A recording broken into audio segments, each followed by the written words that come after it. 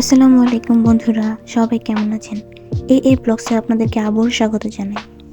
আজকে আমি দেখাবো কিভাবে আতপ চাউল দিয়ে ঝরঝরে পোলাও রান্না করা যায়। পোলাও রান্না করতে সবাই জানে, কিন্তু ঝরঝরে পোলাও রান্না করতে খুব কম মানুষই জানে। তবে ঝরঝরে পোলাও রান্না করার জন্য কিছু টিপস রয়েছে।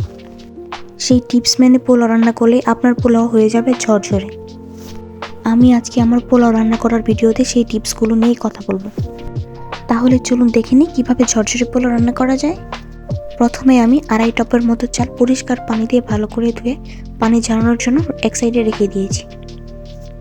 এবার বড় একটি পাতিলে রান্না করা সয়াবিন তেল নিয়েছি। তেল ভালো করে গরম হয়ে আসলে এর মধ্যে কিছু গরম মশলা দিয়ে দেব, যেমন 2টা দারুচিনি, 2টা লবঙ্গ, 2টা এলাচ, একটা তেজপাতা 2 টুকরা করে দিয়ে নিয়েছি।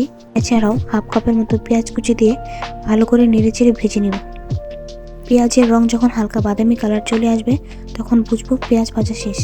এবার এর মধ্যে আদা বাটা, রসুন বাটা দিয়ে সবগুলো একসাথে আবার ভেজে নেব।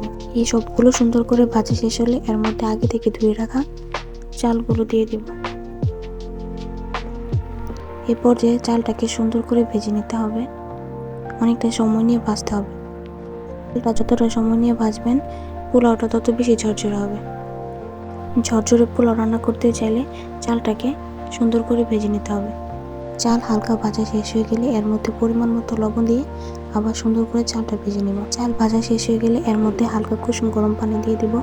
এখানে আমি 5 কাপ পানি ব্যবহার করেছি। পানি দিয়ে 10 মিনিটের মতো ঢাকনা দিয়ে ঢেকে রাখবো চাল সিদ্ধ হওয়ার জন্য।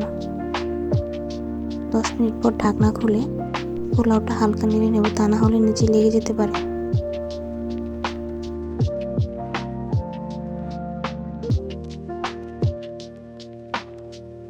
চাল অনেকটাই সেদ্ধ হয়ে আসছে। পর্যায়ে আবার 5 মিনিটের মতো মিডিয়াম আঁচে চুলায় বসিয়ে রাখবো।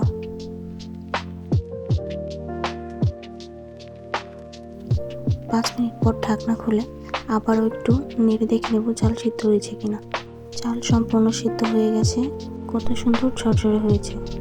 এবার কিছুক্ষণের জন্য ঢেকে চুলায় হালকা তাপে বসিয়ে রাখলেই তৈরি হয়ে যাবে ঝরঝরে পোলাও। আমি যেভাবে রান্না করেছি আপনারাও সেভাবে রান্না করলে আপনাদের বাসায়ও পোলাও ঝরঝরে হবে। আমার ভিডিও ভালো লাগলে লাইক, কমেন্ট, শেয়ার, সাবস্ক্রাইব করতে ভুলবেন না। সবাইকে ধন্যবাদ জানিয়ে এখানে বিদায় নিচ্ছি। আল্লাহ হাফেজ।